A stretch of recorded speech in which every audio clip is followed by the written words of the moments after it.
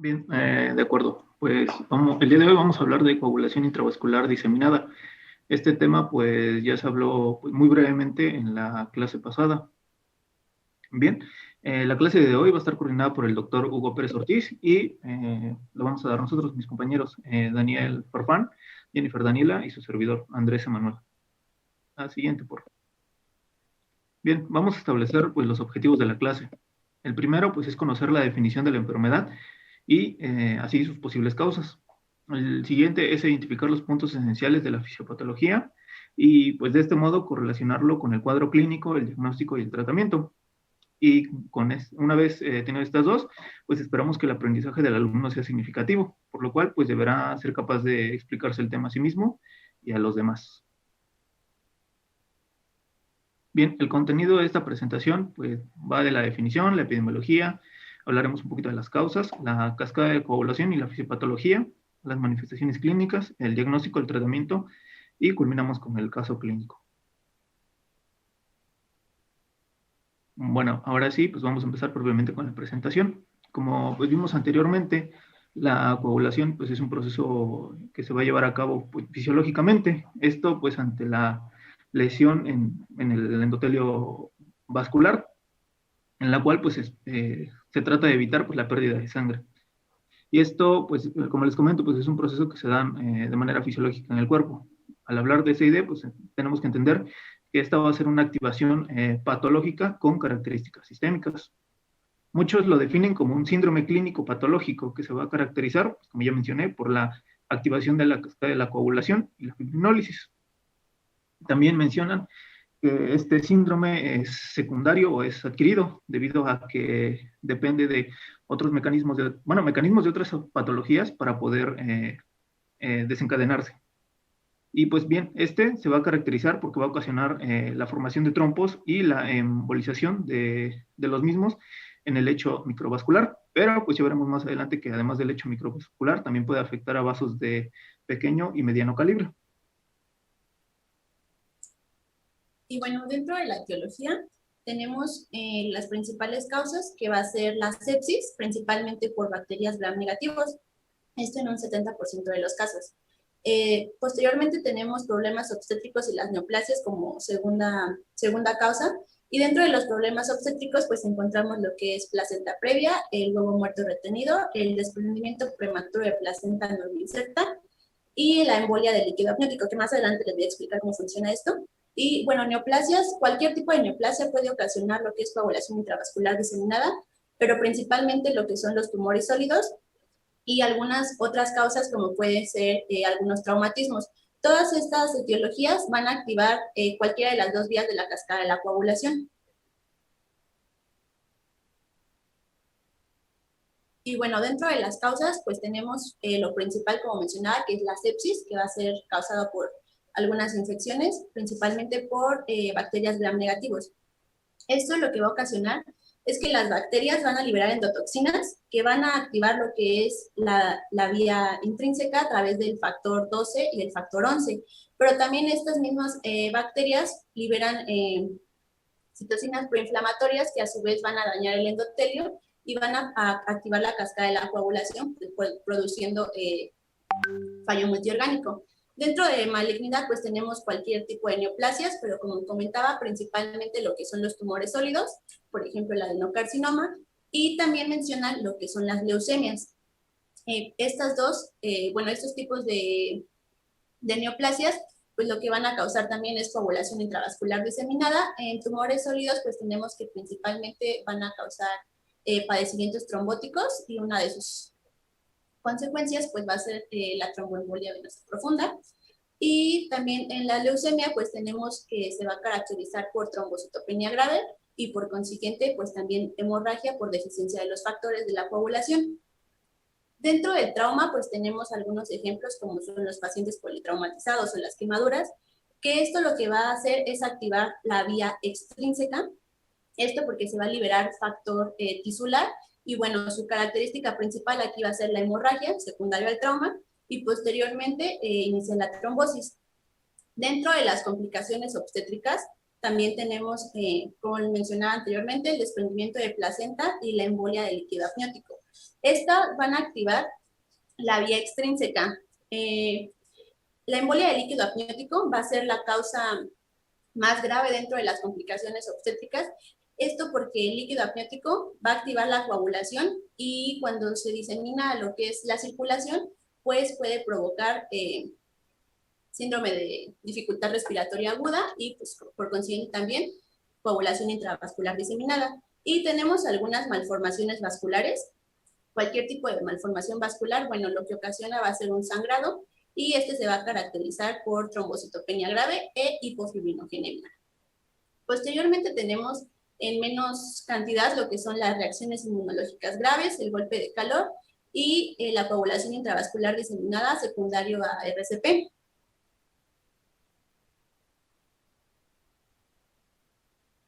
Y bueno, dentro de la epidemiología, como comentaba, la sepsis va a ser el principal mecanismo de coagulación intravascular diseminada.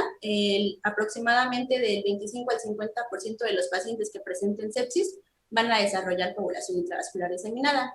En una corte con más de 1,000 pacientes, se observó que de todos los pacientes que tenían alguna neoplasia, principalmente tumores sólidos, el 76% desarrolló coagulación intravascular diseminada. Y dentro de las causas obstétricas, las pacientes que presentaban síndrome de HELP, el 20% desarrolló SID y el 60% desarrolló SID secundario a una embolia de líquido amniótico.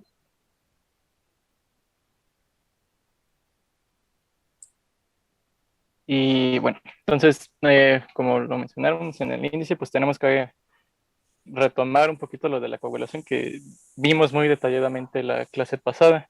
Aquí vamos a solo mencionar los puntos importantes y a recalcar pues, lo que mencionaron nuestros compañeros.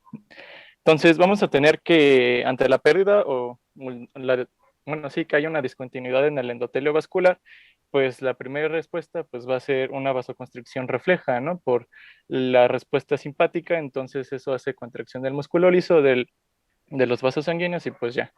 Si nos vamos más allá de eso, pues podremos decir que por la ley de Laplace, pues ya disminuye el flujo, entonces al disminuir el flujo, lo que estás aumentando es el rodamiento de las plaquetas. Entonces, el rodamiento de las plaquetas sobre el endotelio, pues en un momento van a llegar a esta, déjalo marco con otro color, a la zona donde hubo lesión, porque es la parte expuesta, ¿no? Ahí es donde está la matriz extracelular. Y aquí algo muy importante que, como ya lo mencionaron, pues es la adhesión de las plaquetas hacia la matriz extracelular, donde está el daño. Entonces, la adherencia, como lo mencionaron, pues va a estar mediada igual por las glicoproteínas. Hoy, aquí, el que siempre mencionan, que bueno, yo considero que es el importante destacar, pues es el factor von Willebrand. Este es el encargado de la adherencia de las plaquetas hacia la matriz extracelular. Una vez que ocurre esta adhesión, pues la plaqueta tiene que cambiar de forma. Entonces pasa a ser como un aplanamiento, yo diría que de una forma discoide, y una vez que esas plaquetas que son la primera fila, por así decirlo, ya cubrieron la discontinuidad sobre ese endotelio vascular, pues empieza la secretación, empiezan a liberar sus gránulos. En esos gránulos pues van a haber sustancias justamente para propagar ese proceso de coagulación. ¿Y cuáles van a ser? Pues el ADP y el tromboxano A2, porque pues las plaquetas se comunican, ¿no? ¿Cómo? A través de productos y de receptores, ¿no? Un ligando, un receptor, y estos van a ser los ligandos a esos receptores que van a favorecer la agregación plaquetaria. Aquí entonces el siguiente paso pues es el reclutamiento y consecuente la agregación, que es lo que da el tapón hemostático. Aquí pues tenemos el tapón, pero pues estamos conscientes de que en el endotelio vascular pues a final de cuentas es un cilindro que lleva flujo y ese flujo pues lleva fuerza.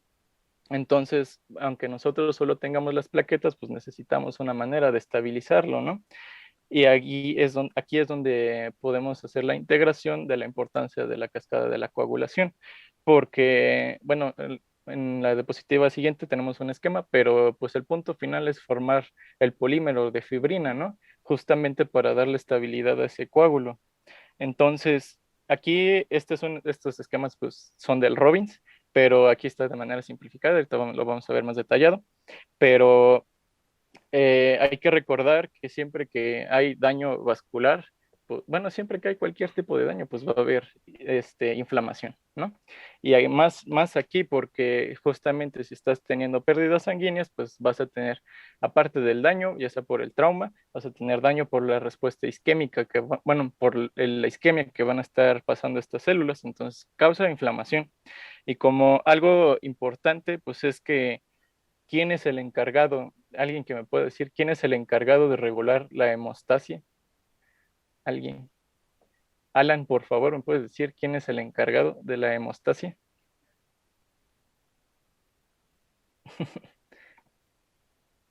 ¿O alguien? Es el epitelio, ¿no? Ajá, el endotelio. Ujú, el Perdón, sí, el endotelio. endotelio. El endotelio vascular pues, es el encargado, ¿no? Pues, ¿por dónde fluye la sangre? Pues por el endotelio.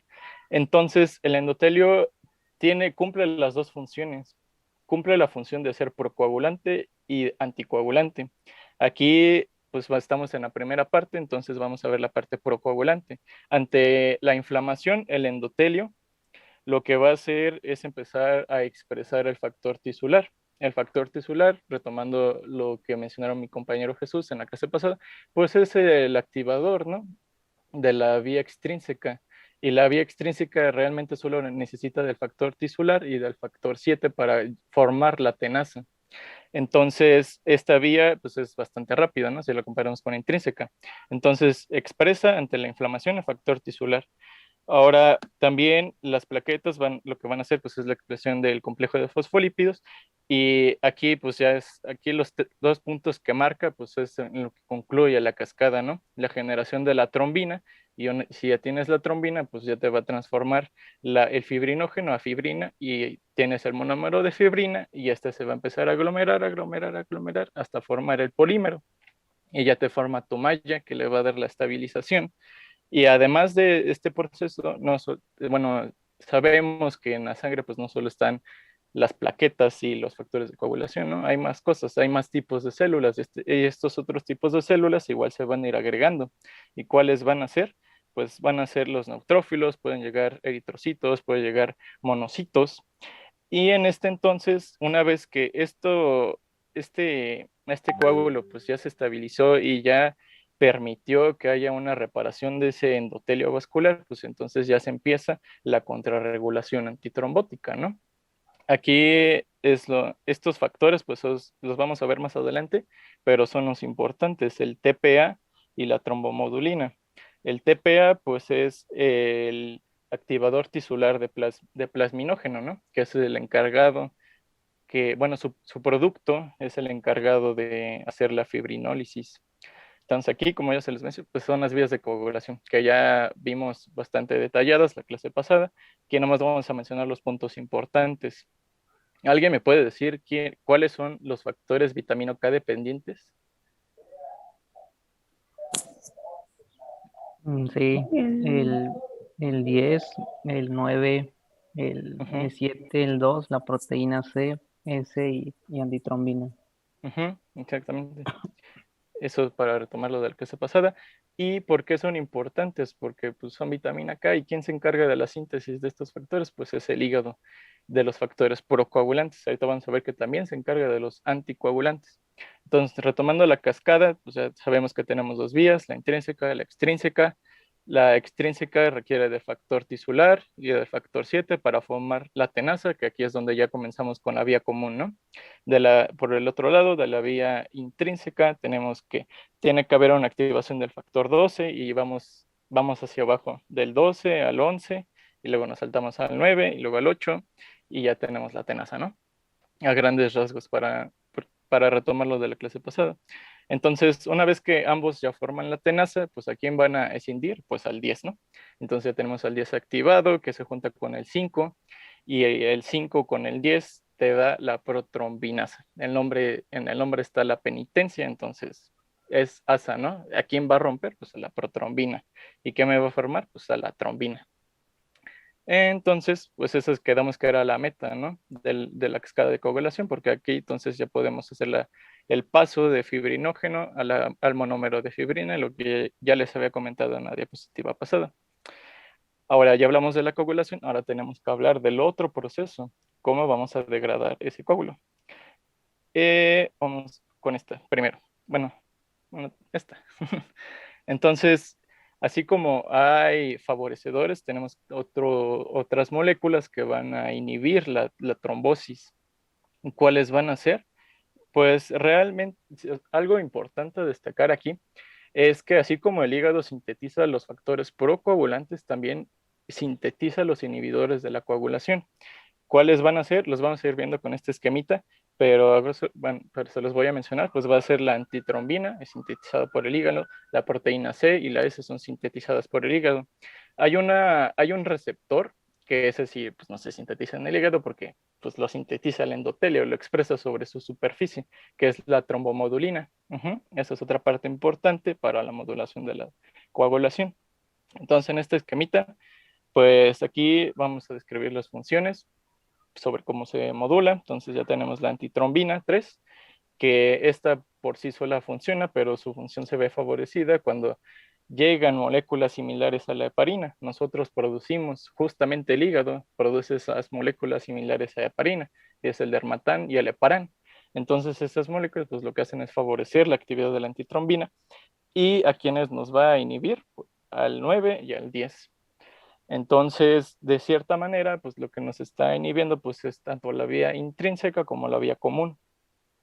Por otro lado, la otra molécula que ya les había mencionado es la trombomodulina, es este receptor.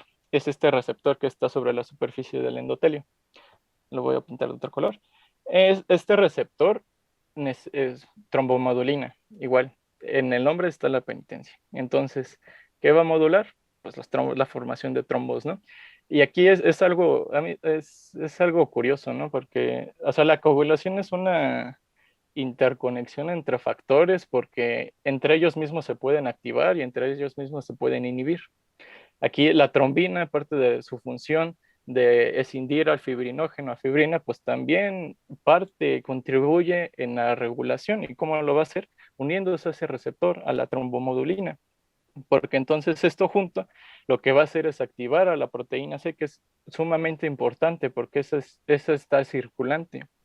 Y la proteína C junto con la proteína S ya se estabiliza y ya me van a inhibir a los siguientes factores, que cuáles van a ser el 5 y el 8. Entonces, por el número de factores sabemos que está inhibiendo la vía común. O sea, está inhibiendo un paso antes, por así decirlo, la misma trombina.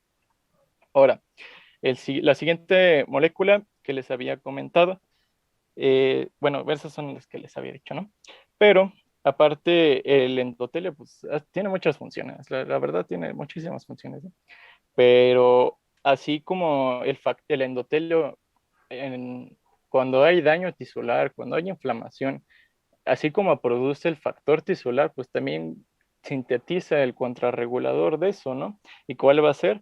Pues el inactivador del factor tisular.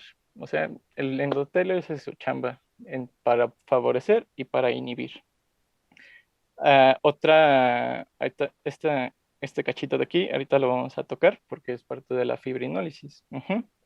Entonces, eso es con los reguladores.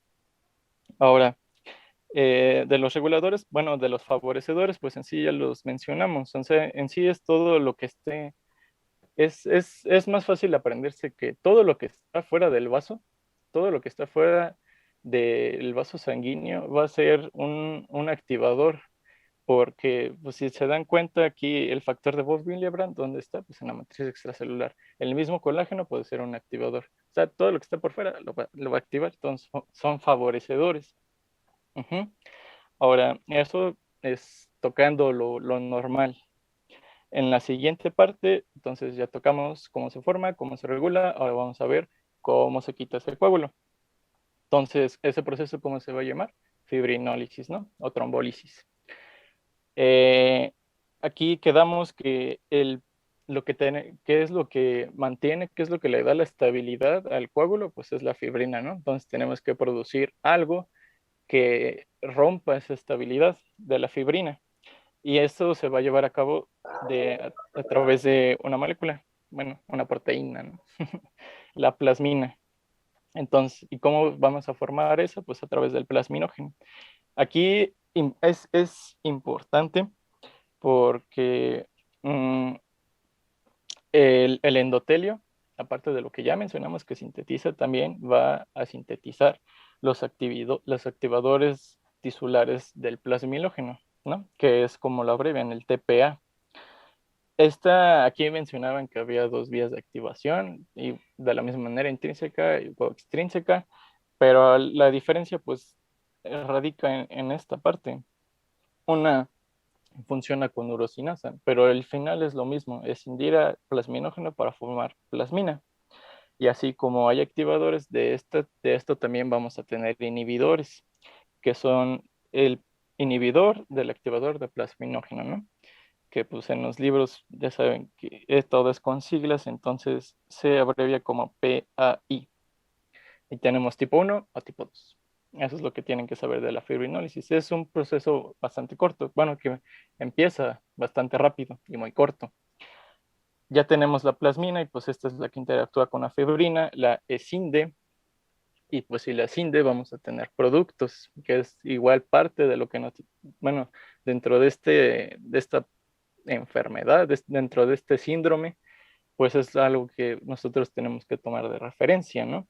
Porque en el nombre está la penitencia, ¿no? Coagulación intravascular diseminada, ¿no? Diseminada, o sea, está en muchos lados.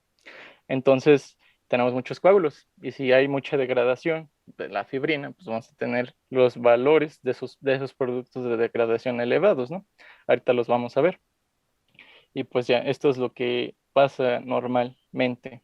Aquí tenemos otras proteínas, la antiplasmina o la alfa 2 macroglobulina. Y pues las flechitas te dicen cuál es su función. Y hasta en el nombre te dicen cuál es la función, pues inhibir a la plasmina. Ahora, este esquemita está bonito. Este es del Robbins, pero creo que lo resume bastante No bien. griten, porfa. ¿Qué? Bueno, entonces quedamos que ¿quién sintetizaba? Bueno, antes de pasar esto para ver si sí se les quedó, ¿quién sintetiza los factores anticoagulantes que están circulantes? ¿Alguien que me pueda contestar? ¿El hígado? El hígado, ese mero, ese es el bueno. Y ahora, el endotelio, o sea, ustedes nomás hagan la comparación. Para comprender eso, creo que es importante que ustedes hagan esa comparación y la comprendan. ¿Qué tendrá más tejido? ¿Qué tendrá más capacidad de síntesis en el momento, en una fase aguda? ¿El hígado o todo el tejido vascular? Todo el endotelio. Pues el endotelio no tenemos en todos lugares. Llega a cualquier parte. Entonces eso es algo importante, porque entonces podemos, desde ahí, haciendo esa comparación, podemos decir que en un momento agudo, en una disregulación, el que va a ganar va a ser el endotelio y es el que produce mayormente los factores procoagulantes. Por eso es que esa pérdida de los anticoagulantes, ya sea, como lo mencionó mi compañera Jenny, ya sea por hemorragia severa, etcétera, etcétera, etcétera, pues esos factores se van a consumir, los anticoagulantes. Y los procoagulantes pues se van a seguir sintetizando hasta que se agoten el material de la coagulación. ¿Y cuál va a ser ese material? Pues los factores, ¿no? Del 12 al 1 y las plaquetas y el fibrinógeno. Entonces, hasta que se acaben esos, la coagulación, la formación de trombos se va a seguir haciendo hasta agotarse.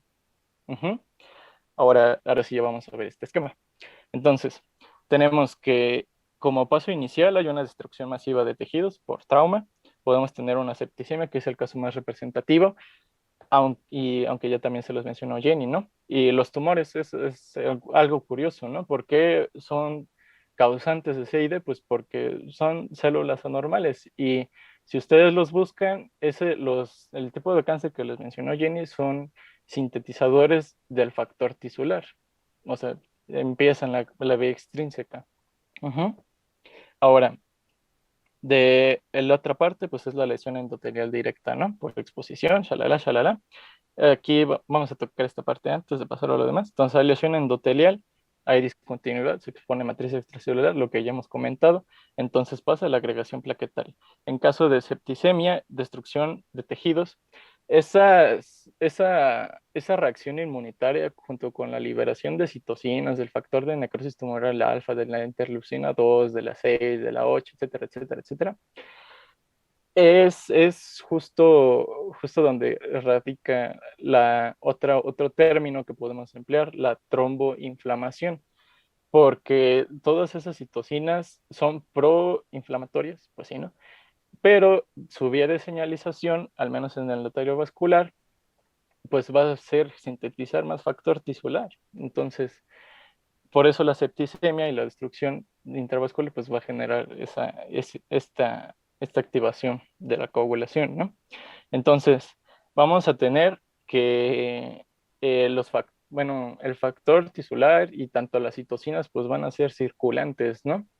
O sea, están en el torrente, pueden llegar a cualquier parte del cuerpo. Y eso es algo que tenemos que tomar en cuenta porque entonces ya le damos el nombre, ¿no? Tenemos una trombosis en donde pues van a ser pequeñas formaciones de coágulos que se van a ir hasta la microcirculación y ahí se van a depositar. ¿A qué nosotros podemos decir a qué vaso, a qué región se pueden ir? Pues no. Entonces esos trombos que cuando entran en circulación pues puede pasar a ser émbolos y se pueden llegar a depositar en otra parte, entonces van a ser diseminados, ¿no? En el nombre es la descripción sobre lo que es. Entonces, si tenemos una deposición, bueno, depósitos ya de fibrina en la microcirculación, pues quedamos que si nosotros, contemplando lo de la ley de Laplace, si nosotros, así, tenemos un círculo y nosotros aquí tenemos una pequeña oclusión, pues el flujo va a disminuir. Y es lo mismo lo que habíamos comentado, si disminuyes el flujo, aumentas el rodamiento plaquetario y va a seguir creciendo y va a seguir reduciendo la luz del vaso hasta llegar a qué punto? A la oclusión vascular. Ajá, entonces tenemos una oclusión y aquí algo importante, pues lo que ya mencionamos, ¿no? Que no solo son las plaquetas en la sangre, también están los eritrocitos. Aquí lo que mencionaban, pues es que los eritrocitos al momento de tratar de pasar sobre ese calibre disminuido del vaso, pues se van a fragmentar justamente por el camino por el que tienen que pasar. Entonces hay destrucción eritrocitaria. Entonces, a ese proceso, ya transpolándolo a un dato clínico, pues es que el paciente puede tener una anemia hemolítica microangiopática, justamente por esa fragmentación de los eritrocitos a través de los vasos ocluidos. La otra parte, pues es más fácil de inferir, ¿no? O sea, si tú tienes una oclusión, disminuye el flujo sanguíneo. Disminuye el flujo sanguíneo, disminuye el aporte de oxígeno. Disminuye el aporte de oxígeno, entonces estás entrando en vías metabólicas anaeróbicas, que ¿cuál es el producto? Pues va a ser el lactato, ¿no? Y el lactato que es un ácido, ¿no? Entonces puede generar una acidosis metabólica. A su vez, si esta isquemia pasa a ser necrosis justamente porque no hay oxígeno, no se lleva ni la fosforilación oxidativa y tienes acumule de los NADPH, de los FADPH, al final de cuentas se producen sustancias tóxicas, ¿no? Los superóxidos, entonces puedes llegar a tener necrosis de esas zonas.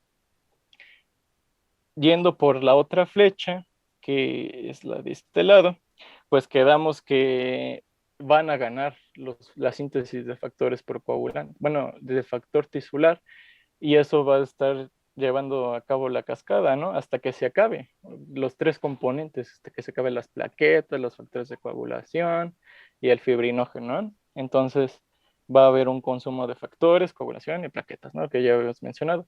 Y entonces, pues podemos decir, si ya no tengo factores, pues ¿qué voy a tener después? Pues riesgo de hemorragia, ¿no? Que es en lo que culmina. La otra es la activación de la plasmina, que quedamos que era para la fibrinólisis y eso es lo consecuente, ¿no? Si yo tengo un estado de hipercoagulabilidad, pues lo obvio a pensar es que también consecuentemente, secundariamente voy a tener un estado de hiperfibrinólisis y es lo que pasa en los pacientes con CID. Hay un estado de hiperfibrinólisis y ya lo que les mencioné, los productos de degradación de la fibrina. Y algo curioso es que, y inclusive que hicieron ensayos sobre eso, es que cuando tú tienes el sistema de coagulación activado al 100, al 100, al 100, al 100, hay una inhibición por completo de todo el sistema de fibrinólisis. Pero cuando ocurre la fibrinólisis, lo que hace es inhibir ahora a la coagulación. Eso es lo que te mencionan aquí. Entonces, viendo este cuadrito, pues podemos decir que las etapas, por así decirlo, fisiopatológicas del CID, pues es pasar primero por un estado de hipercoagulación y después a un estado de hiperfibrinólisis que te va a llevar a una hemorragia, ¿no? Por agotamiento. Este es un esquemita donde, bueno, que encontré, esto lo encontré en la revista de la Asociación Americana de Hematología, y aquí lo que hacen pues es esa como relación, ¿no?, entre el sistema inmune y la coagulación.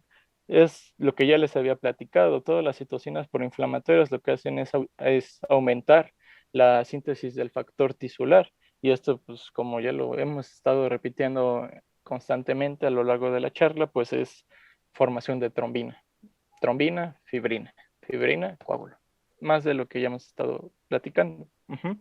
Además de que justamente es algo curioso, porque los mismos monocitos al interactuar con las sustancias, pues generan, como se los había dicho, sintetizan en su superficie el factor tisular, los mismos monocitos, hasta los neutrófilos. Y aparte lo que hacen es secretar proteasas. Entonces en el nombre pues te dice la función, ¿no? Van a romper ¿a qué? A proteínas. Pero aquí la afinidad que mencionaban que tienes es contra la antitrombina, que es un anticoagulante. Entonces lo que hace pues es llevársela de fondo igual. En lo siguiente, este es un esquema que venía en el en el up-to-date. Y aquí, de lo que ya les platiqué, pues ya les hace como lo de las letras en verde, pues es lo que hay que tomar como referencia nosotros, ¿no? De puntos claves sobre la fisiopatología de esto. Entonces vamos a tener una causa adyacente yéndonos por la flecha de la izquierda.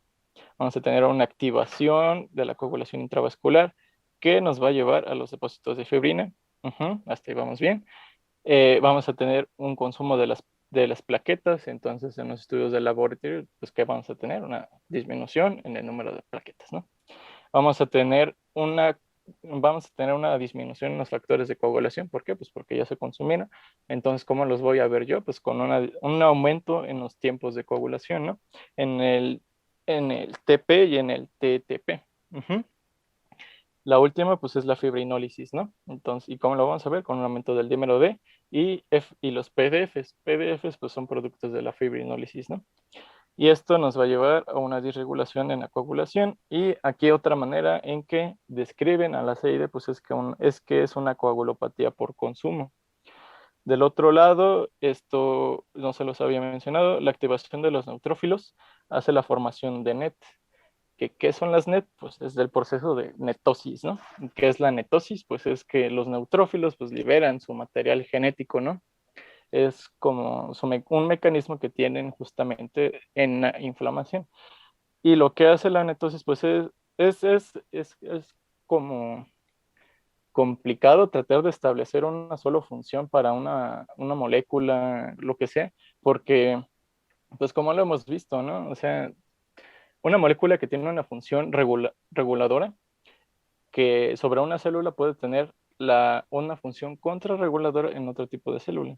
Y lo que hace la netosis aquí, pues no es nada favorable, porque lo que hace es aumentar, al ser, el DNA, pues es un material que no debe de estar de manera extracelular.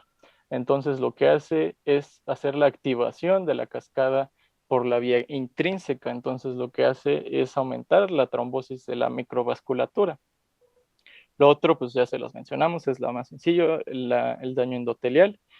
Y aquí lo que les mencioné de la anemia hemolítica microangiopática, pues si les dije que los eritrocitos tenían que pasar por espacios reducidos, pues es lógico pensar que en un frotis nosotros los vamos a ver dismórficos, ¿no? ¿Y cómo los vamos a describir? Como esquistocitos, que son eritrocitos fragmentados. Y pues ahí está una imagen, aquí se marcan. Eso es como lo podemos ver la esquistocitosis en el frotis. Y pues ¿cuál es el riesgo más allá de la hemorragia? en el paciente, pues va a ser que los trombos justamente se pueden alojar en cualquier parte, ¿no? Y si se pueden quedar en cualquier parte, pues en uno de esos le cae a un órgano, que más adelante les vamos a comentar cuáles son por, por frecuencia, pero se pueden quedar en cualquier órgano esos trombos. Puede ser en riñón, en hígado, cerebro, pulmón, intestino, en vena, en extremidades, etcétera, etcétera. O está en la misma piel, ¿no? Te forma esos coágulos, esa disfunción, esa isquemia sobre el tejido. Ujú.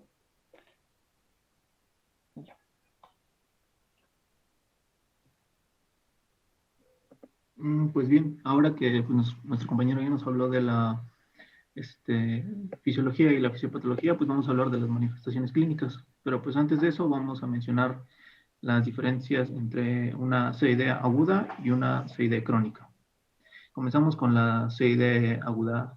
CID aguda. Esta menciona que es una coagulopatía de alta intensidad y está descompensada. De estas es pues, la más peligrosa. ¿Por qué? Porque se da sobre todo por complicaciones hemorrágicas. Como pues ya mencionó nuestro compañero, en algún momento pues hay se terminan todos los factores y pues es lo que condiciona las hemorragias. Esta pues se asocia normalmente a complicaciones obstétricas, a traumatismos, a sepsis o a neoplasias malignas. Una de ellas pues muy mencionada es la leucemia promielocítica aguda. Y pues, ¿qué esperamos ver en estos pacientes? Pues trombocitopenia, ¿no? Tenemos complicaciones hemorrágicas. Nuestro recuento plaquetario pues va a estar bajo. Los tiempos PT y PTT pues vamos a encontrarlos prolongados y el dímero D plasmático pues igual va a estar elevado. Lo mismo que pues el fibrinógeno plasmático pues vamos a encontrarlo bajo. Ahora, por otro lado, pues tenemos la CID crónica. Esta, pues, contrario a la aguda, pues es de menor intensidad. Y pues al ser de menor intensidad, se encuentra compensada. O bueno, al estar compensada, pues va a ser de menor intensidad. Esta, en comparación de esta que se daban las complicaciones hemorrágicas, pues vamos a tener complicaciones trombóticas. Esta se da sobre todo en pacientes oncológicos, pacientes con hemangiomas gigantes, carcinoma metastásico o síndrome de muerte fetal. Y de nuevo, ¿no? Vamos a los estudios, hacemos la comparación entre entre los estudios de la aguda con la crónica. Aquí al estar ya compensada, pues la trombocitopenia es leve, es decir, podemos encontrar incluso los valores o el reencuentro plaquetario normales. Aquí los tiempos los podemos encontrar normales y el dímero D igual lo encontramos elevado. Bien, vamos a pasar ahora a las manifestaciones clínicas. Pero pues antes, a ver, permítanme, vamos a ver quién. Bueno, Jenny, ya con todo lo que nos dijo Farfán y todo lo que estamos viendo hasta ahorita, pues, ¿cuáles crees que serían las manifestaciones clínicas de un paciente que tiene, o vaya, que evolucionó a una coagulación intravascular diseminada?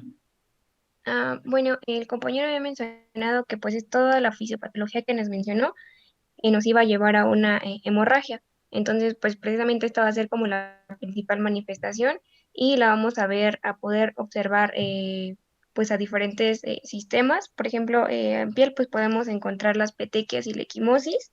Si por ejemplo hay una hemorragia pulmonar, el paciente puede cursar con hemoptisis.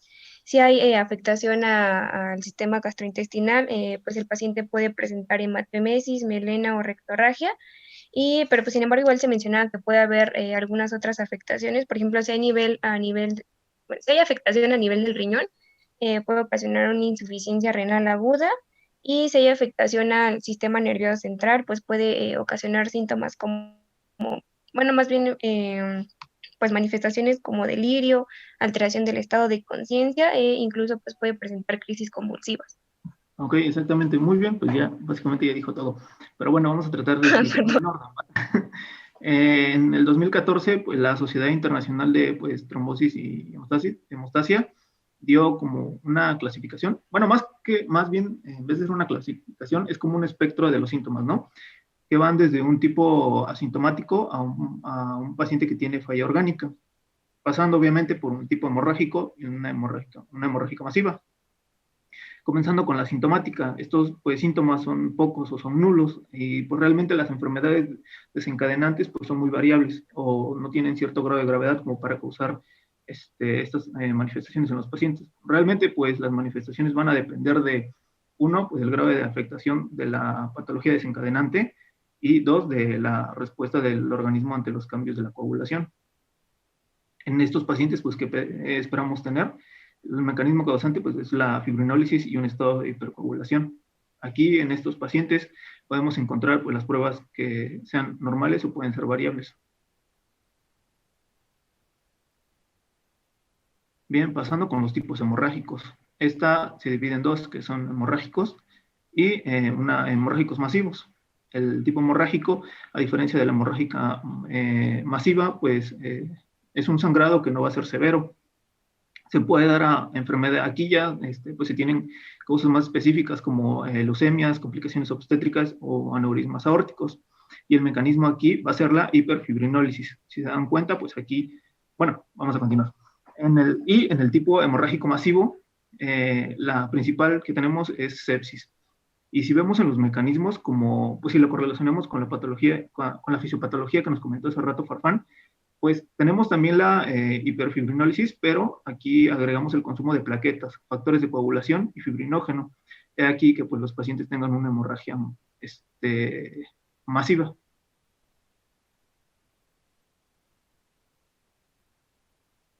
Y bien, en estos pacientes, pues, como les mencioné, pues hay un espectro, ¿no? De un paciente que tiene una hemorragia o una hemorragia masiva. Como ya mencionamos, podemos tener manifestaciones cutáneo-mucosas generalizadas, ya sean petequias, equimosis. Algunos pacientes incluso pueden presentar hematemesis, hematoquesia o hematuria. Y algo que es común, pues, es el sangrado tras algún procedimiento médico quirúrgico, ya sea alguna incisión quirúrgica, alguna herida, catéter, o por las mismas funciones que realizamos, ¿no? Y ya en pacientes con una hemorragia masiva, pues podemos tener sangrado de tubo digestivo, de pulmones o hacia el sistema nervioso central. Esto, sobre todo, se puede ver manifestado como un hemoperitoneo o un hemotórax. Y pues ya si nos vamos al otro extremo, el primero recordemos que eran los pacientes asintomáticos a los pacientes que tienen pues una insuficiencia orgánica. En estos, el sangrado va a corresponder hasta un 64% de los pacientes. Y de estos, la principal falla, la principal falla es a nivel renal, una disfunción renal en un 25%, que correspondería pues mayoritariamente a una lesión intrarrenal o renal. Esto se puede ver manifestado pues con anuria o liguria.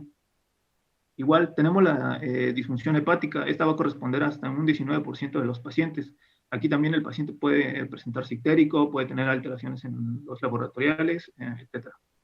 Y pues los pacientes con disfunción respiratoria, que se pueden presentar con disnea, con un síndrome de dificultad respiratoria aguda, incluso pueden caer en un choque hasta en un 14%, un tromboembolismo en un 7%, y afectación en el sistema nervioso central en un 2%. A pesar de que solo tiene una afectación a solo 2%, pues los pacientes, no es raro que los pacientes presenten alteraciones pues, al estado de alerta. Y bien, ahora dentro de las manifestaciones referentes a la trombosis, vamos a mencionar pues las principales.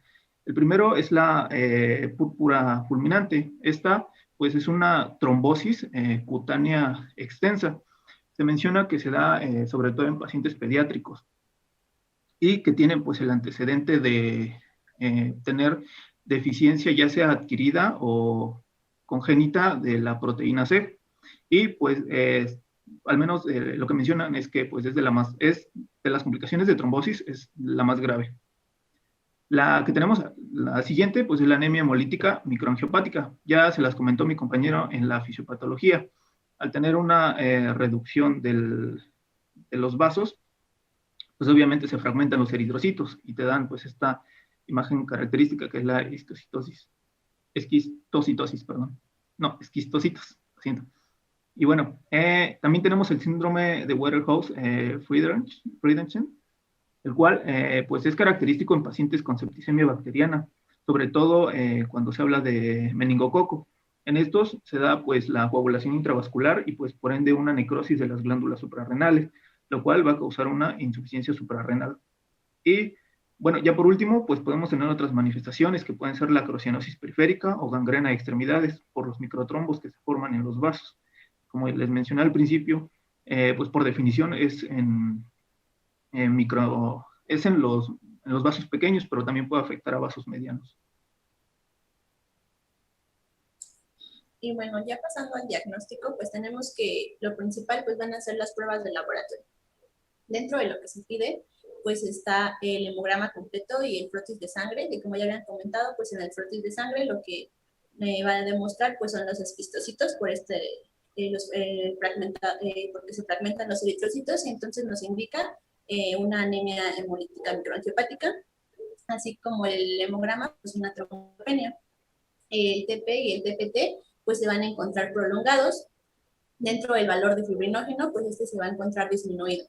Los productos de la degradación de la fibrina o dímero D, estos pues se van a encontrar incrementados por la fibrinólisis. La antitrombina, pues esta va a estar disminuida de igual manera. Y el tiempo de lisis de la globulina, que es este va a medir el tiempo que tarda la plasmina en degradar a la fibrina previamente formada, pues se va a encontrar acortada. Y por último tenemos lo que es la actividad de una metaloproteasa, que es la ADAM S13. Esta se puede encontrar normal o mínimamente reducida. Esto va a actuar a nivel del factor de von Willebrand y lo que va a hacer es disminuir su actividad. Pero bueno, ahorita vamos a ver cuáles son los criterios diagnósticos con estos datos del laboratorio.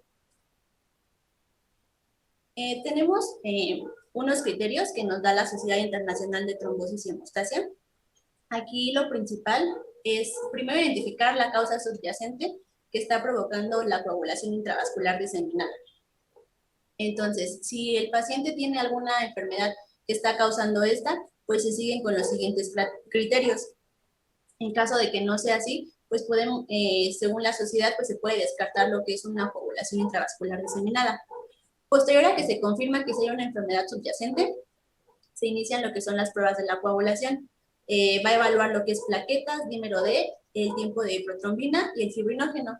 Dentro de las plaquetas, pues tenemos que valores normales por arriba de 100,000, pues no las vamos a considerar, por lo tanto, pues es un puntaje de 0. Pero ya valores por debajo de 100,000, pues empiezan a contabilizar. Si tenemos valores entre 50 a 100,000, pues es un puntaje de 1, y menor de 50,000, un puntaje de 2. Que pues aquí se puede ver como una forma más grave, porque ya va a haber un consumo de plaquetas por la fisiopatología que nos acaba de explicar nuestro compañero Farfán. Dentro del dímero D, tenemos que el valor del dímero D se debe encontrar por debajo de 500, entonces si no está aumentado, pues tenemos un valor de 0. En un aumento moderado, aproximadamente de 1,000, pues se da un puntaje de 2, y a un aumento importante por arriba de 2,000 es un puntaje de 3.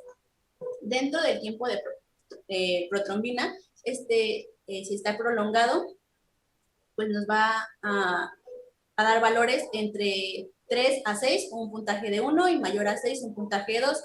Y por último tenemos lo que es el fibrinógeno, donde tenemos que puntaje mayor a 1 gramo sobre litro, pues no nos va a orientar a un síndrome de coagulación intravascular diseminada, pero está por debajo de 1, bueno, entonces ya podríamos pensar en coagulación intravascular diseminada. Esta sociedad valora que un puntaje por arriba de 5, bueno, 5 o mayor, pues ya nos está orientando a una coagulación intravascular diseminada, pero no todos los pacientes pueden desarrollar coagulación intravascular diseminada en ese momento, por lo cual es importante repetir este test diario. ¿La que sigue, por favor? Y bueno, tenemos otros criterios que son japoneses, y aquí está una tabla comparativa contra los criterios que les acabo de mencionar anteriormente. Tenemos el primero de la Asociación Japonesa. Este va a necesitar criterios de síndrome de respuesta inflamatoria sistémica, ya los había mencionado anteriormente nuestro compañero Emanuel, para sus criterios. El recuento plaquetario y el tiempo de protrombina, así como los productos de la degradación de fibrina o el dímero D y la concentración de fibrinógeno, van a coincidir con los criterios que les mencioné anteriormente. Y por otro lado tenemos los otros criterios igual de la sociedad japonesa, pero aquí lo que va a valorar también es la existencia de sangrado o insuficiencia orgánica y la existencia de una enfermedad subyacente. Si ustedes recuerdan en los criterios que les mencioné anteriormente de la Sociedad Internacional, la enfermedad subyacente no la consideraba dentro de los criterios para dar una clasificación, sino solamente como una pauta para poder seguir con los criterios. Sin en cambio, aquí el Ministerio de Japón sí lo considera como un puntaje para estos criterios. Posteriormente, bueno, tenemos que la Sociedad Internacional de Trombosis y Hemostasis, ya les había mencionado, nos va a definir como coagulación intravascular diseminada cuando tenemos más de 5 puntos. El Ministerio de Salud y Bienestar de Japón, lo va a clasificar como coagulación intravascular diseminada si tiene más de 7 puntos. Y por último, la Asociación Japonesa de Medicina Aguda va a definir a la coagulación intravascular diseminada cuando tiene más de 4 puntos.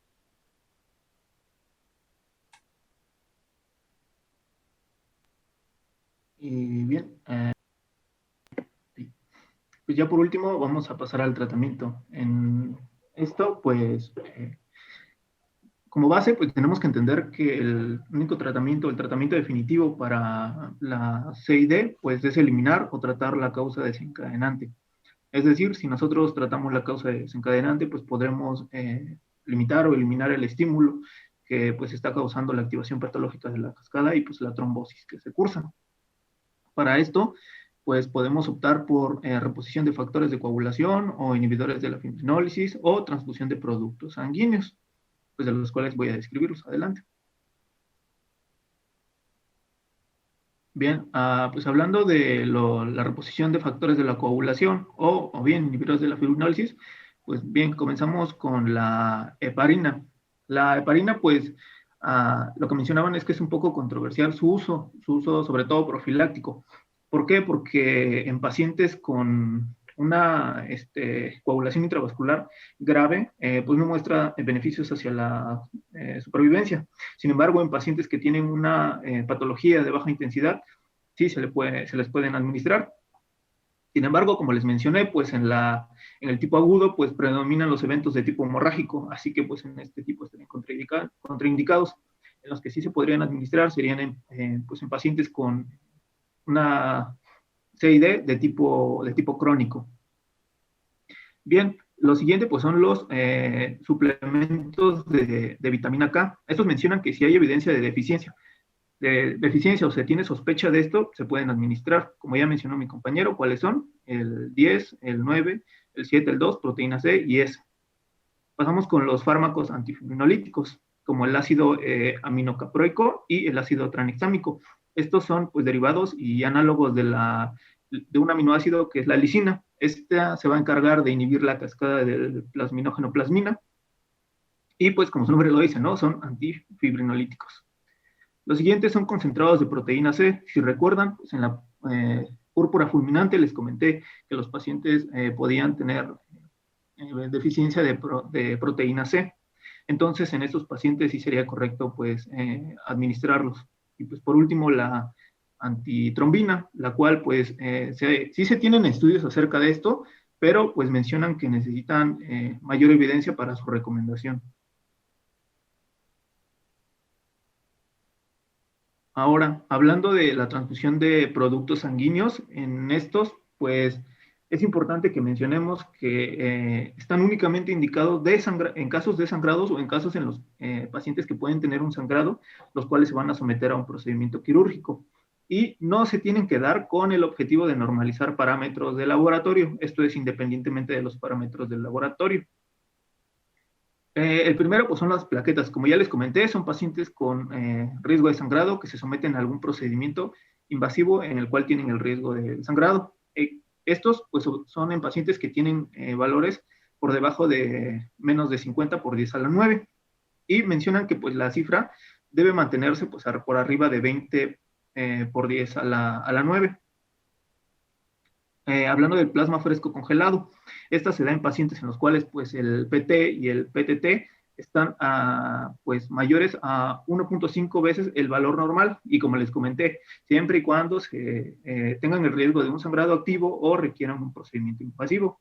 En esta, la dosis inicial que recomiendan pues es de 15 mililitros por kilogramo. Y los crioprecipitados, estos se dan en pacientes en los cuales, a pesar de una transfusión de plasma fresco congelado, no tengan una elevación el fibrinógeno se mantenga en valores bajos. En esta bibliografía encontré que se encuentran menores a 150 miligramos sobre decilitros. Sin embargo, en casi toda la mayoría, inclusive en el Harrison, te mencionan que debe ser por debajo de 100. Y en estos pacientes, pues la dosis recomendada va a ser de 10 unidades por 10 kilogramos de peso. Y bien, pues bueno, ya por último, ¿no? Tenemos un algoritmo, pues, diagnóstico. En el caso, por ejemplo, de que tengamos la sospecha clínica de un paciente con coagulación intravascular diseminada, que nosotros tengamos conocimiento acerca de una condición subyacente o que pues tenga una disminución del conteo plaquetario o un aumento de los tiempos de coagulación. Si pues el paciente, pasamos al algoritmo que nos comentó nuestra compañera Jennifer de la Sociedad Internacional, si el paciente pues no cumple, pues se tiene que seguir repitiendo, ¿no? Si tenemos la sospecha cada 1 o 2 días. Si pues el puntaje es mayor a 5, pues es compatible con C y D. Entonces, pues se trata de la condición subyacente. En el primer cuadrito, pues te mencionan, ¿no? Que si, lo que les decía, que si pues el paciente tiene un sangrado activo o necesita algún procedimiento invasivo, pues es la transfusión de las plaquetas. ¿Para qué? Pues para que sean mayores a 30 o a 50 por 10 a la 9. También los concentrados plaquetarios, para mantener los tiempos en menores a TPT, menores a 3 segundos, y el fibrinógeno mayor a 1.5 gramos por litro. También les comenté la vitamina K, que se da la suplementación en caso de la deficiencia o de que se tenga la sospecha de. Y pues el tratamiento antifibrinolítico, que pues se debe dar en casos de hiperfibrinólisis, pero como les comenté, pues no encontré en alguna bibliografía donde sí te dijera que sí te lo recomendaba. En pacientes que no tienen en el otro cuadrito, en pacientes que no tienen un sangrado mayor o que tienen trombosis, pues se da la profilaxis de heparina, como ya se los había comentado. Y pues en pacientes que tienen un tromboembolismo o que tienen falla órgano, como ya puede ser púrpura fulminantes, se da la terapia con anticoagulante, ya que ya en este caso, pues lo que te ponen de ejemplo es la heparina fraccionada. Y pues bueno, eso sería todo de parte de este algoritmo.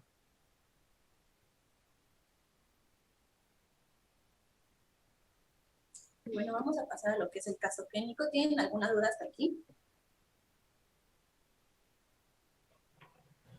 No, compañeros. Todo bien, todo bien. No. ¿Todo bien? ¿Seguros? Bien. Va. Bueno, entonces seguimos con el caso. Tenemos que es un masculino de 46 años de edad que va a ser llevado a urgencias, esto porque presenta tos productiva con esputo purulento, fiebre y escalofríos desde hace 3 días. Lo ingresan al hospital y en su segundo día de estancia hospitalaria va a desarrollar alteración del estado mental, hematemesis y petequias en todo el cuerpo. A la exploración física se van a encontrar crepitantes en la base del pulmón derecho, equimosis en ambas extremidades inferiores y temperatura de 39.8 grados centígrados, frecuencia respiratoria de 26 respiraciones por minuto, la cardíaca de 110, en una presión de 86 sobre 50 milímetros de mercurio, y se piden laboratorios y muestran lo siguiente.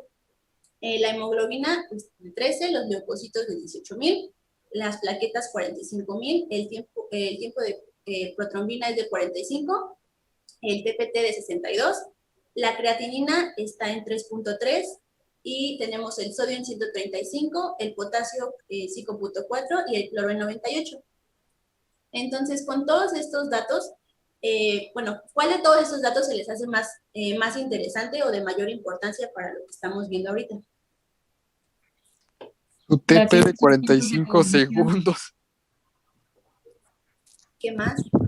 Mira esa fiebre. Las plaquetas, la creatinina, el sodio ya va para abajo, el potasio va para arriba.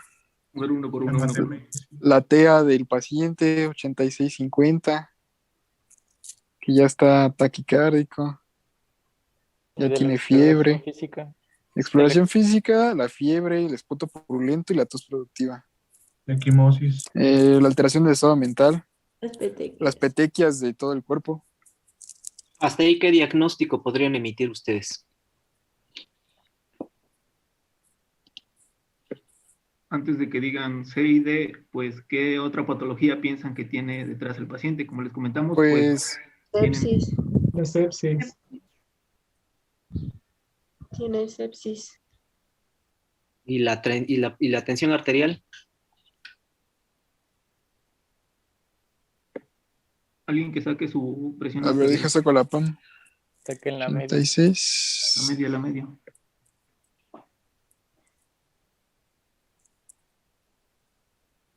Es de...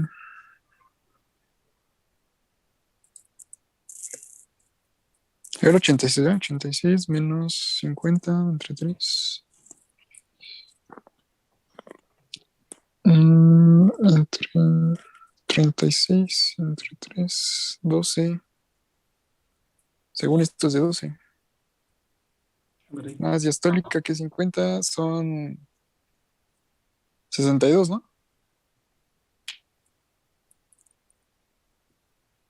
¿Todos están de acuerdo con Luis? Sí, sí. Sí, es 62. ¿Y cuánto es el mínimo que debemos de tener para lograr una adecuada perfusión? 70, 105, más o menos. Casi. 65. ¿Vale? Ok. Pues, ¿qué diagnóstico es, Emanuel, antes de, o no sé si lo tengas más adelante? Sí, más adelante lo vamos a preguntar. Bueno, pero creo que en el que está, del que se refiere al doctor, no ese no lo metimos, pero creo que sí sea que va encaminado. A ver, adelante y ahorita Jennifer nos hace ese comentario al final. Ok. Sí. Bueno, le puedes dar a la que sigue, por favor. Bueno, efectivamente, aquí están todos los datos que mencionaban: fiebre, escalofríos, alteración del estado mental, hematimesis, petequias, y bueno, todas las alteraciones del laboratorio. ¿Puedes darle? Sí, ok. Y bueno, con estos datos que vimos anteriormente, ¿cuál es el diagnóstico probable?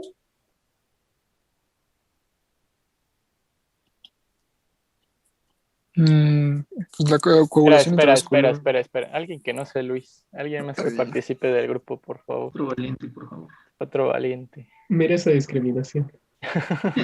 Sería la... No, pero para que participe más el grupo. Sí. La ¿La? yes. Bueno, y no sé si es a lo que se refiere el doctor, pero secundario a qué podría ser. Bueno, la siguiente pregunta es: ¿cuál es la etiología más probable de coagulación intravascular diseminada en este paciente? La sepsis. La sepsis. Entonces, aquí no sé si es a lo que se refería. Secundario a qué patología podría ser. Una probable infección bacteriana. ¿Le puede regresar tantito a al caso, por favor? Vean la exploración física y los signos y síntomas que presenta el paciente o por qué es lo que llega al hospital.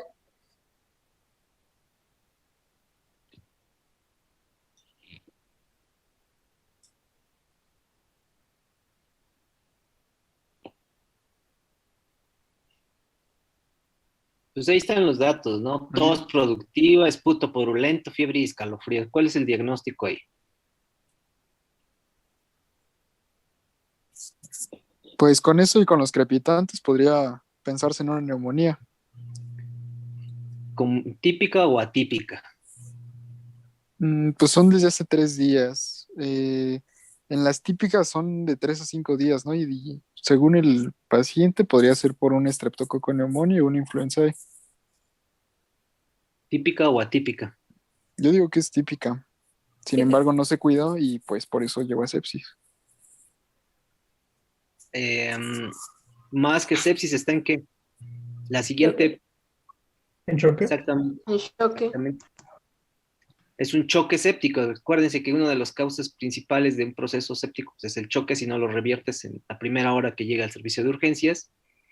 Y pues ya vieron en la fisiopatología de los pacientes que tienen CID, pues son procesos infecciosos agudos. A ver, sigan con su caso clínico. Y bueno, por último, ¿recuerdan en qué valor estaba la creatinina? Fue en 3.3, ¿no? 3.3. 3-3. Entonces, este valor, ¿a qué nos estaría orientando? ¿A una enfermedad renal crónica o una lesión renal aguda prerrenal, renal o renal? Prerrenal. ¿Renal? Prerrenal. ¿Por qué sería prerrenal? Porque en la prerrenal es, la mayoría de las Es todo etiologías lo que tienen que afecta ver al con la vaso, ¿no? sangre, ¿no? Ajá, la sangre que llega al riñón. Pero para poder hacer eso, si es prerrenal o porrenal, no necesitamos la fracción excretada de sodio. El Sí. FeNA, bueno, si es El menor a FeNA, 1, ¿no? digamos. De uno. Sí, Sí, así es. Pero sin embargo, dentro de la fisiopatología de sepsis y lesión renal aguda, encontramos que la sepsis lo que va a causar es un daño al endotelio vascular y por lo tanto una isquemia entonces nos estaría hablando de una lesión renal aguda renal. Yo creo que ahí las dos están bien, tanto la lesión renal como la prerrenal. Uno, por el choque. Está en un choque séptico, no hay un buen flujo sanguíneo a nivel renal. Y dos, los mismos trombos que se están generando en el riñón. Entonces, por una parte sí, por la parte de C y D es renal. Por la parte del choque séptico puede ser prerrenal. ¿Ok? Y bueno, aquí están las respuestas. Entonces sí, coincidimos con todo lo que acaban de contestar. Y bueno, no sé si aún hay tiempo, doctor, de presentar un Kahoot. Ok. Ya.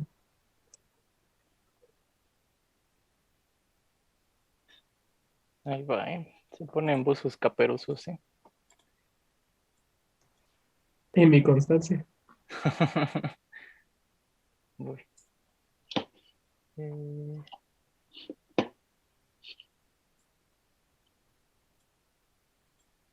ya te lo mandaron a tu correo, amigo. Cielos, qué eficientes. ¿Ya se ve? ¿Sí se ve? La pantalla Sí. del Kahoot. Sí.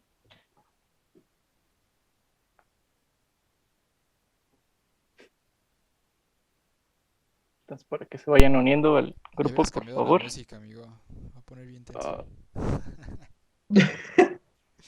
Es que sí, la música de la original está bien intensa. 951.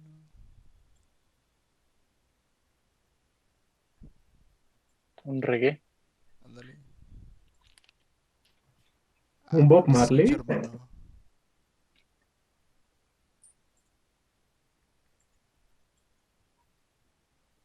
Alte Plaza.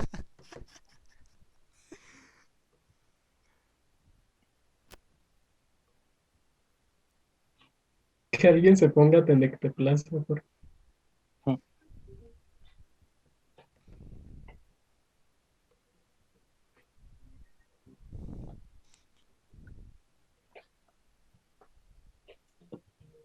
Aquí, antes de comenzar, le bajo el volumen a la música.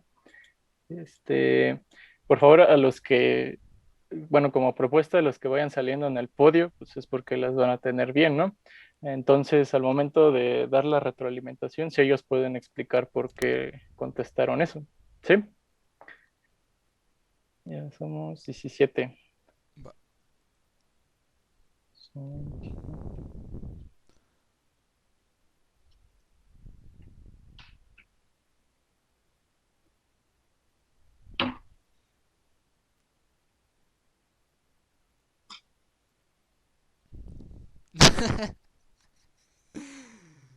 ¿No fuiste tú, Saúl, el Full Cemetery?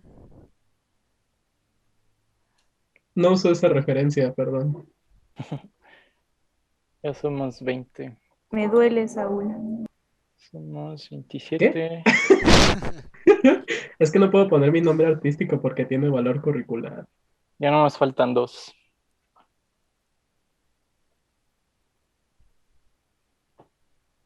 Bueno, nos esperamos un minutito más y si no, ya comenzamos.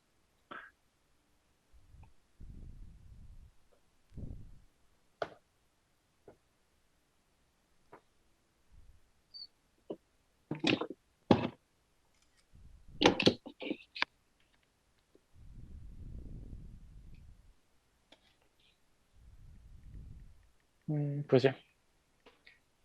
Ahí va, ¿eh? Listos, ¿eh? Buzos caperuzos. Son 11 preguntas.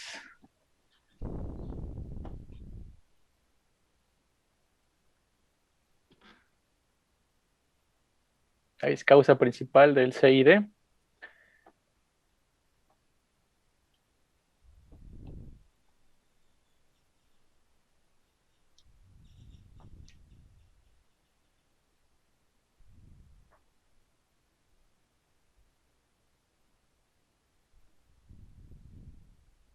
Muy bien, todos la tuvieron bien.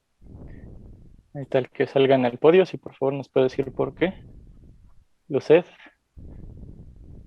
Pues Jerry nos puso una de epidemiología y puso que sepsis es la primera y del 25 al 50% de los pacientes que tienen sepsis van a presentar CID. Muy bien. Como dijo Luced, pues y la siguiente causa pues es neoplasia, ¿no? Seguido de las obstétricas. Muy bien, todos la tuvieron bien. La segunda pregunta. En las complicaciones obstétricas, la vía que se activa principalmente es...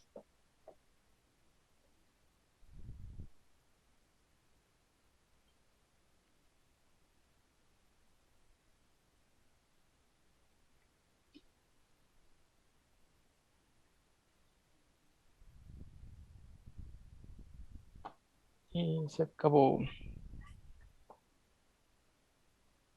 Vamos a ver quién estuvo bien.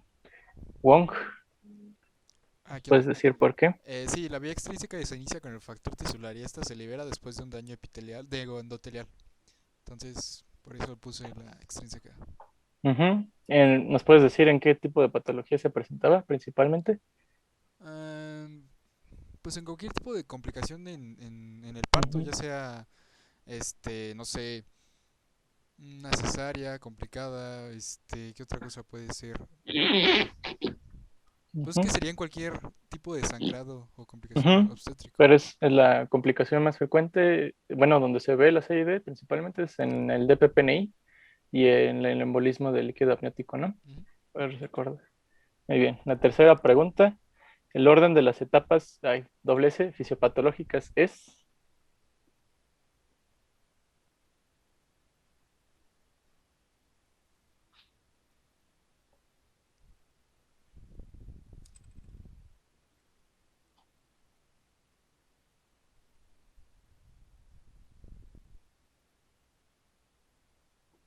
Muy bien. Vamos a ver quién contestó para que nos haga la retroalimentación. Bueno, vamos a cambiar. Ariadna, ¿nos puedes decir por qué es lo que pusiste? Bueno, pues porque dentro de la fisiopatología primero todo va a funcionar pues relativamente normal. Primero va a tender como a la trombosis y cuando la trombosis ya es excesiva, se van a empezar a producir los factores pues para degradar los trombos, pero pues igual van a ser excesivos y pues va a empezar la etapa de fibrinolisis. Sí, exactamente, son los procesos, ¿no? Quedamos que inicialmente era un estado hipercoagulable que después del consumo te va a llevar a un estado de hemorragia, ¿no? Por la hiperfibrinólisis. Muy bien. La siguiente pregunta, la número 4. La forma más grave de la CID.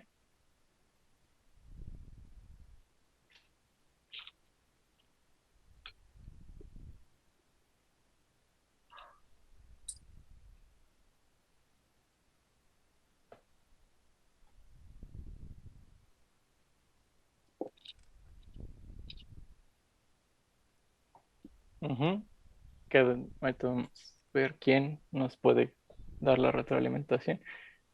Trombina. ¿Quién es trombina? No, eso no cuenta. No cuenta. Bueno, entonces Brian. ¿Me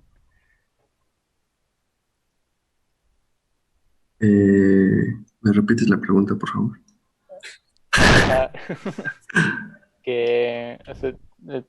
¿Por qué escogiste la respuesta de púrpura? Sí, ya me acordé. Sí, ya me acordé. Porque, bueno, me acordé que lo habían dicho en su expo. O sea, la verdad es que lo hice más por descarte, además, porque me acuerdo que... A ver, 1, 2, 3, 4, 5, 6, 7. Ok, yo puedo.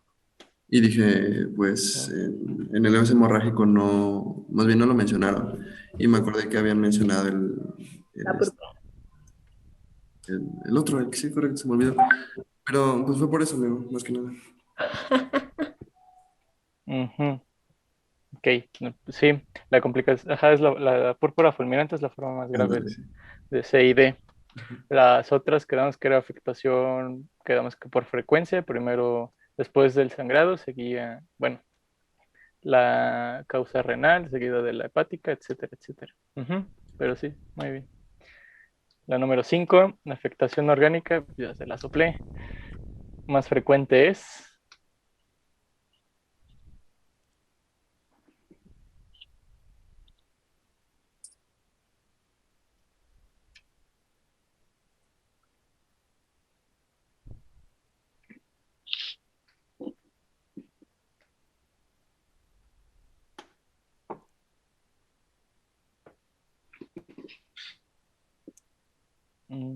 Faltan unos de contestar. Bueno, pero ya.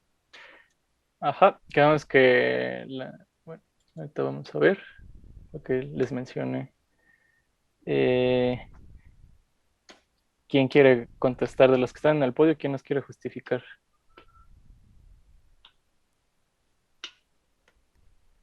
¿No? ¿Voluntarios o nombre? A ver, Carol, Carolina.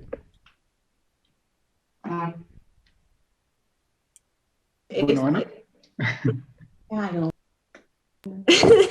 No, es que era el riñón, pues me acordé por el caso clínico y porque también lo mencioné. Sí, si recuerdan, les dije que pues hasta un 64% de los pacientes tenían pues hemorragias. Y de ahí seguido de la disfunción renal, hepática y pues bueno, las demás. El número 6, la inhibición de la ferroinólisis es por.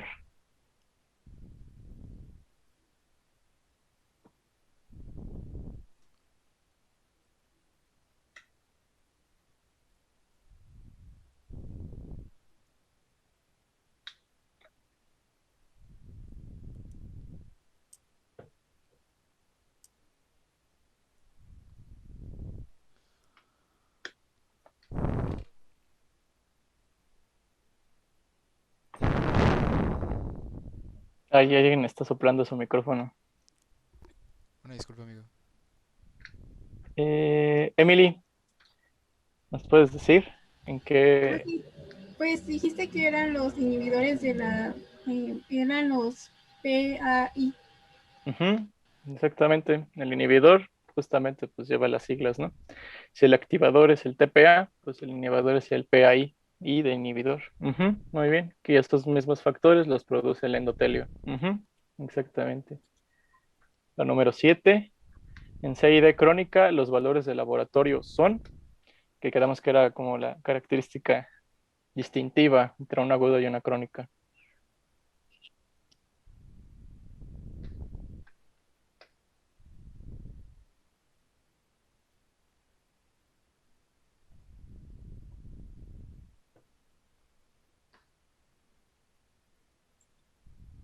Muy bien. Ana, ¿nos puedes decir por qué? ¿Cuál es la diferencia entre el agudo y el crónico? Porque quedamos que la crónica ya hay un grado de compensación, entonces los tiempos de coagulación no se iban a ver alargados, a diferencia de la aguda. Ujú, exactamente, justamente, ¿no? Por la palabra te dice, ¿no? Agudo es un menor tiempo, ¿no?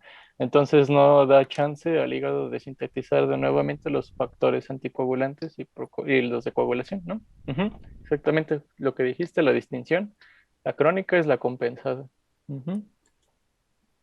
La número 8, tipo de anemia que se presenta en la CID.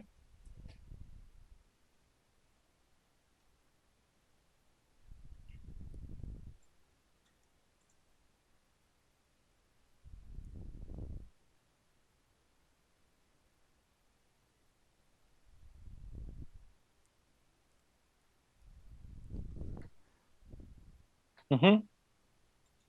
Muy bien, ahí nos fue. Se mantienen los mismos. Algunos de ustedes 5 que nos quiera decir por qué. Bueno, habías comentado que obviamente cuando existe una inflamación también hay deformación de los eritrocitos. Entonces, cuando hay destrucción o deformación de la membrana del eritrocito, pues llega a destruirse, ¿no? Y entonces por eso yo escogí la hemolítica, ahora microangiopática, porque comentaron en la fisiopatología que gran parte de estos defectos ocurren en los vasos pequeños. Por eso puse esa. Bueno, y la característica histológica que comentaron. Ujú. ¿Qué cuál es?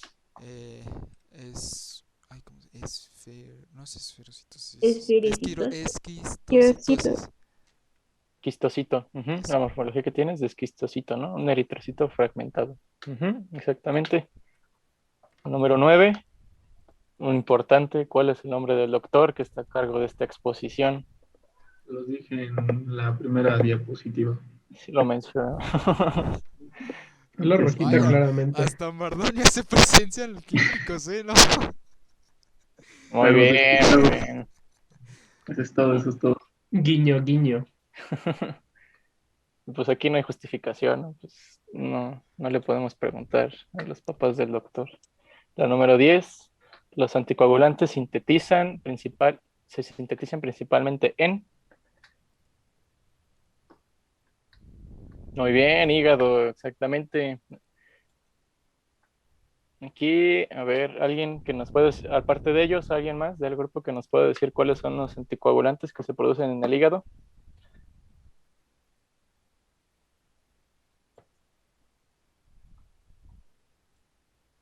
A ver si no, nombres. ¿Alguien? Uno empieza con A, otro empieza con proteína. Es la proteína C, la S y la antitrombina. Exactamente, entonces son sintetizados en el hígado, ¿no? Muy bien, muy bien. Segunda. Ay, ya no sé cómo quitar esto.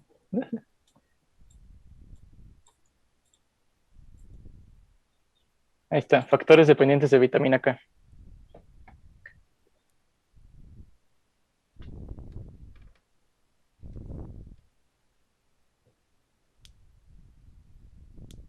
Muy bien. Ujú.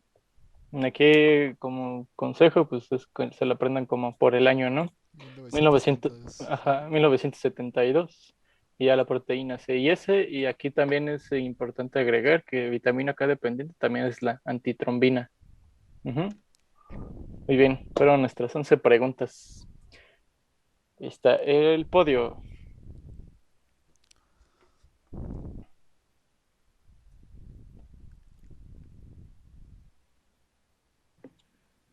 Felicidades, ¿no? Te otorgaremos una constancia. Pues ya, ese fue parte del Kahoot. Pues eso sería todo de nuestra parte, compañeros. ¿Alguien tiene algún comentario? Pregunta, A cerrar. sugerencia, algo. Pues Algo muy que bien, haya- chicos. Felicidades, bastante entendible. Yo creo que de este grupo, pues fue uniforme la participación.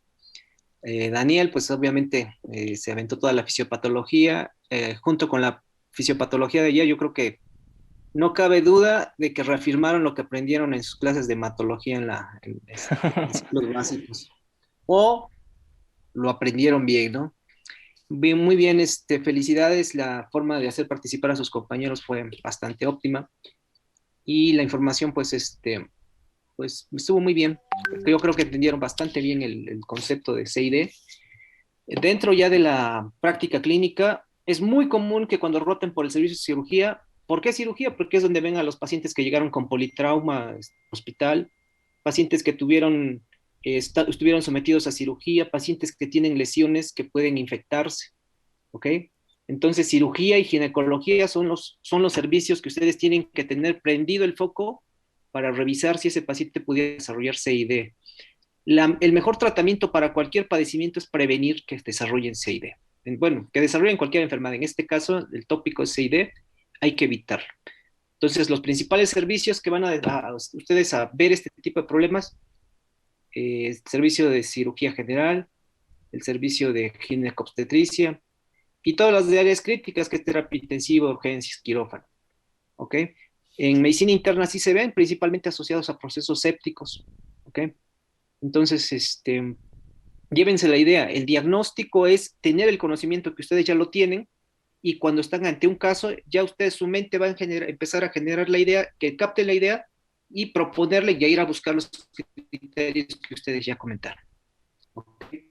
Bueno, felicidades chicos, nos vemos mañana a las 5 de la tarde para la clase grupal y a las 4 para la clase de rotación. ¿Ok? Sí, doc. Bueno, los que están rotando en urgencias conmigo. Bueno, en un momento nos vemos, le chicos. mandamos las rúbricas, doctor. Ahorita ya se las mandamos. Ah, sí, por favor, es lo que les iba a decir. Sí, ok. Hasta luego. Doctor. Vale. Gracias, doctor. Adiós.